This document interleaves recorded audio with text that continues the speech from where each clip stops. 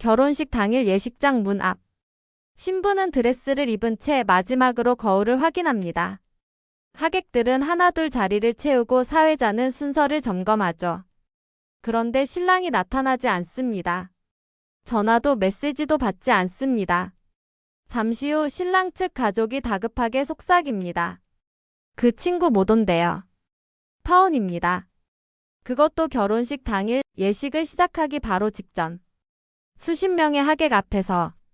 이럴 경우 신랑은 처벌을 받을 수 있을까요? 신부는 위자료를 청구할 수 있을까요? 하객들은 돌려받지 못한 축의금을 손해배상 청구할 수 있을까요? 오늘 팩트리에서는 누구나 한 번쯤 상상해 봤을 그 질문에 냉정하고도 현실적인 법적 해석을 더해 조금 길지만 깊이 있게 풀어보려 합니다. 먼저 파혼에 대한 법적 개념부터 짚고 가겠습니다. 파혼이란 결혼을 하기로 약속했지만 결혼식을 치르기 전에 일방 혹은 쌍방이 그 약속을 파기하는 것을 말합니다. 여기서 핵심은 혼인신고 전이라는 점입니다. 혼인신고가 되어 있다면 이혼이라는 법적 절차가 필요합니다. 하지만 혼인신고 전이라면 민법상 약혼 상태로 간주되고 이는 계약과 유사한 성격을 띱니다. 즉 약혼은 법적으로도 보호되는 약속입니다. 따라서 정당한 이유 없이 약혼을 파기하면 민법 제826조에 따라 손해배상 책임이 발생할 수 있습니다. 그렇다면 정당한 이유란 무엇일까요? 법원은 여러 사례에서 다음과 같은 경우를 정당한 약혼 파기 사유로 인정했습니다. 상대방이 혼인을 기피하거나 계속 미루는 경우, 폭력이나 강한 언어적 모욕이 있었던 경우, 중대한 경제적 문제나 범죄 사실을 속인 경우, 가족 간의 극심한 불화 등으로 사실상 혼인 생활이 불가능할 정도일 때, 즉 약혼을 파기한 데 상당한 사유가 있다면 민사적 책임은 발생하지 않습니다. 하지만 사전 통보 없이 결혼식 당일 잠수를 타버린다면 그것은 정당한 이유 없는 약혼 파기로 간주되고 위자료 및 손해배상 청구 대상이 됩니다. 실제로 이런 사례가 있었습니다.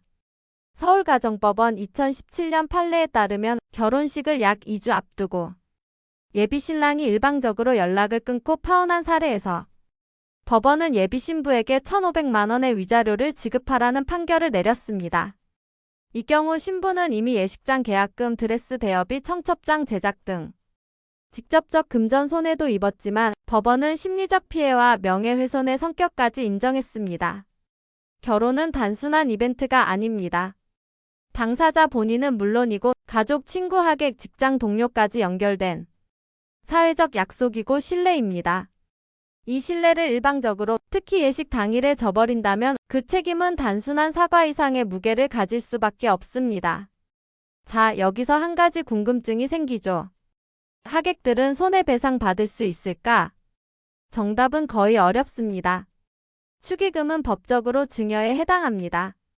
즉 주는 사람이 자발적으로 준 금전이기 때문에 파혼되었다고 해서 계약 파기로 인한 손해로 보기 어렵습니다. 만약 하객에게 다음 주에 결혼하니까 5만 원만 미리 빌려줘라며 돈을 빌리고도 갚지 않았다면 그건 채무 불이행이 될 수 있지만 단순히 축의금을 냈다면 법적으로 돌려받을 길은 사실상 없습니다.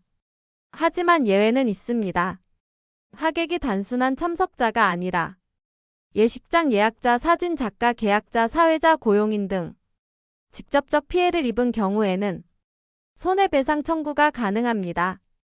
예를 들어 신부의 지인이 사회를 맡기로 했고 이를 위해 당일 근무를 조정했으며 결국 행사가 취소되어 손실이 발생했다면 그 손해에 대해서는 법적으로 다툴 여지가 있습니다. 또 하나 궁금한 포인트. 결혼식 비용 누가 부담해야 할까? 이미 예약된 예식장, 계약된 웨딩카, 지불한 사진 촬영비, 이 모든 건 누구의 책임일까요? 민법상 약혼 파기자가 결혼 준비 과정에서 상대방에게 입힌 직접적 손해에 대해 배상 책임을 지게 됩니다.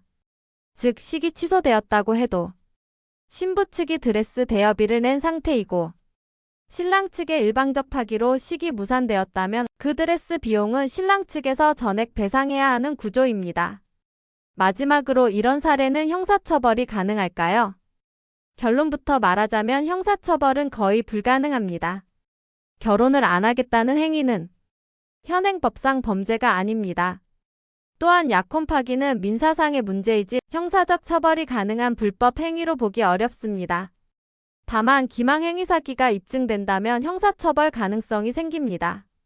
예를 들어 실제 결혼할 의사도 없었으면서 그 사실을 숨기고 지속적으로 경제적 지원을 받았다면 형법상 사기죄가 적용될 수 있습니다.